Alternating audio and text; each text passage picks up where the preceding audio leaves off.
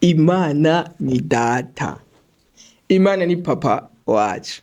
Iryo jambo ndibaza uramaze kuryumva kenshi. Uramaze iyo turiko turasenga Yesu yavuze ngo dusenze tuvuge data wa twese. Ariko uno munsi nashaka twige ku kintu bita data. Imana ni data. Rero ndagutumiye mu kiganiro yacu cy'uno munsi kugira ngo dushoboye kuyaga kuri kino kintu kiryoshe cyane. Ndizera neza ko uno munsi uraza kuryoherwa cyane. Murahawe ikaze.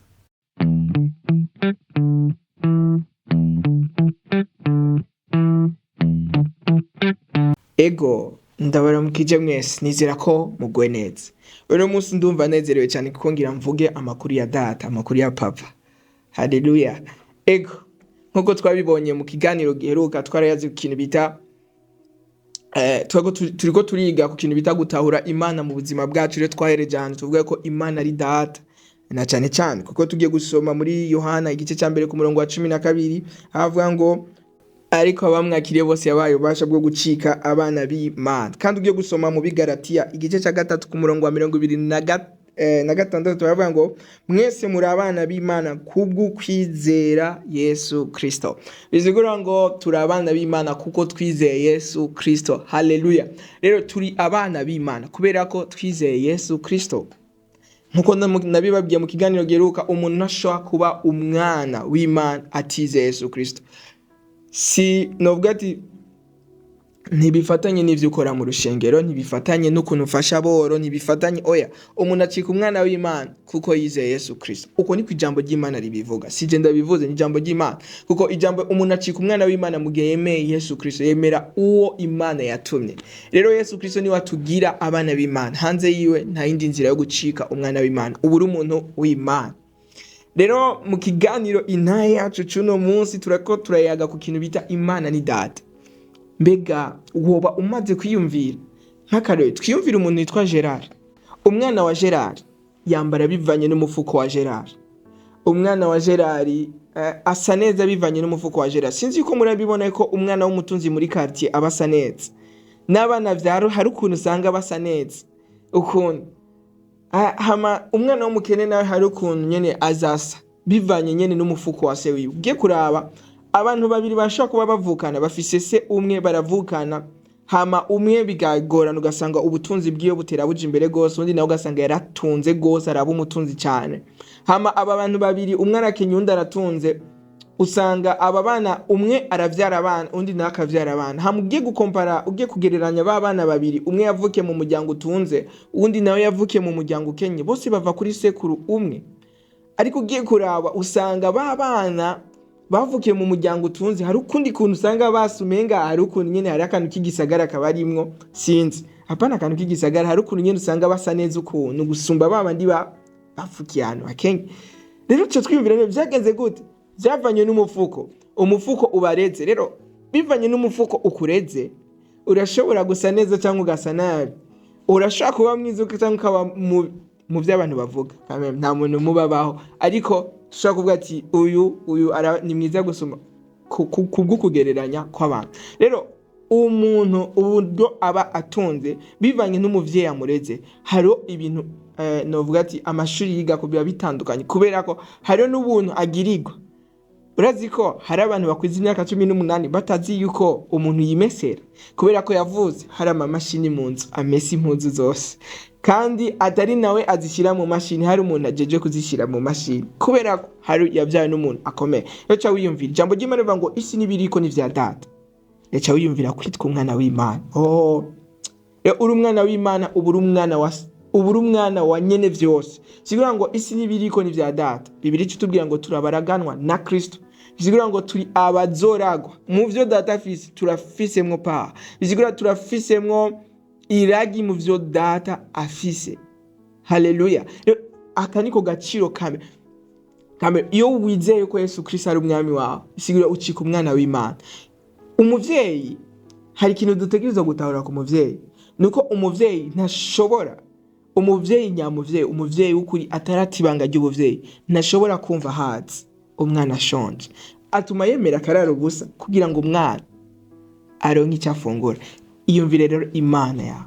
Imana mu gihe ari data, Imana ntishobora kwemera ko igira ikironse we ugira icubure ubuze. Oya, ariko ni Imana igukunda muri urwo rugezo kuko uri umwana wayo. Yotuma iheba vyose kugira wewe wikuronke. Ngo Imana yari ifise umwana umwe w'ikinege, nta wundi yari yiteze kuzoronka, yari ifise umwana umwe w'ikinege, uwo nawe yari Yesu Kristo. Yemeye iramutanga kugira ngo ishobore kukuronka wewe nk'umwana. Urumva urwo rukundo, haleluya. Yemeye gutanga vyose kugira ngo ndonke indonke. Ubwo n'ubuntu budasanzwe. Muri ivyo niyo yaririmbye ngo ubwo n'ubuntu nagiriwe na Yesu. Nta buntu burengeye ubwo. Rero ikintu dutegereza gutahura ku Mana nuko Imana ari umuvyeyi. Umuvyeyi biratandukanye n'umubosi. Hari itandukaniro hagati y'umubosi n'umuvyeyi. Nk'akarorero, umubosi aguhereza ivyo ukwiriye. Bisigura ukoreye 5,000 aguhereza 5,000, naho wowe ufise ingorane y'ibihumbi 10. Mugabo ni wakorera 5,000, umubosi ivyo ntibimuraba ngo ingorane ufise zingana n'amahera angana gute. Oya, aguhereza ivyo ukwiriye. Ariko umuvyeyi ntaguhereza ivyo ukwiriye, aguhereza ibigukwiye. Ku bantu mwigeze kuja gukora akazi ari umuvyeyi wawe canke papa wawe ari we umupatron, ndibaza murabizi. Papa wawe urashobora kuba ukeneye ibirato vy'ibihumbi 30.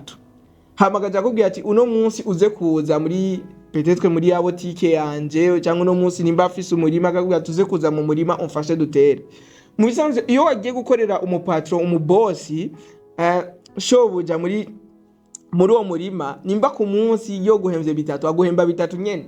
Mugabo uwo munsi wagiye gukorera papa urava gukora akazamva araguhamagara akaca guhereza amahera, aguhereza vya 30,000, ntaguhereza 3,000, aguhereza 30,000 kuko arazi ivyo ukwiriye. Aguha ibigukwiriye, ntaguhereza ivyo ukwiriye, aguha ibigukwiye. Ariko umushoboja umubosi wawe aguhereza ibigukwiye, aguhereza ivyo ukwiriye, apana ibigukwiye, aguhereza ivyo ukwiriye. Ivyo wewe ukwiriye wakoreye 3,000 aguhemba 3,000. Ariko umupapa aguhemba ntaguhemba, aguha ibigukwiye, ivyo ashaka kuguha bikakumara ubukene. Yesu ashimwe. Iyo niyo Mana yacu. Rero urashaka kwiyumvira mu gace k'umusesekara umuvyeyi aguhereza ibigukwiye. Hari n'igihe umuvyeyi ushobora gukora ugasanga wakoreye 30,000, mugabo arabizi ibi 3,000 ninabimuha 30,000 niyo bimuhereza ava vyonona. Hari iyo wakoreye mu kwa papa wawe aca hitamwe akaguhereza 2,000, ukaca wiyumvira ngo arakwanga. Oya, abiguhaye mu rukundo.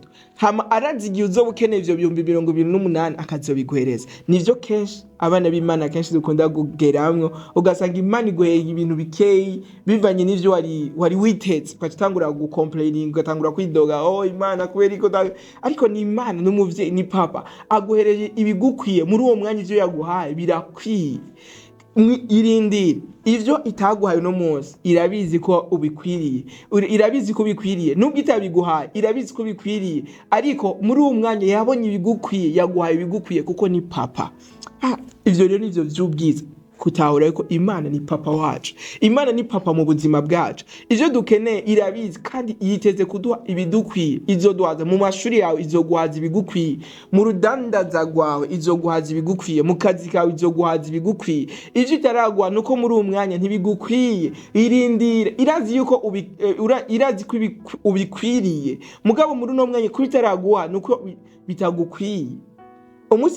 Umunsi bizoba bikenewe ko ibigwa izobigwa, kuko ibiguha vyose mu rukundo. Muri ivyo imwe niyo yavuze ngo ivyo uvuga nukuri n'ivyo ukora ni vyiza kubera ko ubikora mu rukundo. Reka rero twizere ko Imana ari papa mu buzima bwacu, of course mu gihe twizeye Yesu Kristo nk'umwami n'umukiza. Hama ivyo itaraduha twirindire, irabizi ko ego turabikwiye. Urashaka kuvuga ati ndavye akazi nkora vraiment nari nkwiye gutunga, ndavye ukuntu nduha ndiko ndiga nari nkwiye kuronka no manota. Ariko nimba utarayaronka yirindire, irazi ibigukwiye muri uno mwanya. Peut-être yuko hari ahantu iriko irabibikira. Nk'intaye yanje narize secondaire yose naguma ni uko igice gitangura naguma mfise umutwaro wo kuronka 80% kuva mu 11 mu 12 natanga ibice vyose ntanguye igice natangura mfise umugambi wo kuvuga ati ndakeneye 80%, sinigeze ndayaronka. Mugabo ngeze mu wanyuma narayaronse, kandi nayaronse mu gihe gikwiye. Ayo naronse mu gice cya nyuma yatumye nshobora kugira naho na applyinze ndaronka ishuri hanze y'u Burundi. Rero Imana yabimpaye mu gihe gikwiye. Peut-être ko yama niga mu 11 ntayo yari kunshikana, ntaco yari kuvuga gikomeye, ariko ngeze mu wanyuma Imana yarayamaye kuko yarizi ivyo nkwiriye, yarizi ivyo nkwiriye, ikamenya n'ibikwiye mu buzima bwanje, ikimereza ibinkwiye mu gihe cyo. Rero nawe ni wabandanya wizera Imana, ndazi izoguhereza ibigukwiye mu gihe cyo, kuko ni data. Hama ndabashimiye ku kiganiro nayo yacu mwashoboye gukurikirana no munsi. Nimba kino kiganiro cakubatse hari ico cagufashije, ndagusavye ugisangize mugenzi wawe, uzobukoze. Mwarahezagiwe, naho ubutaha.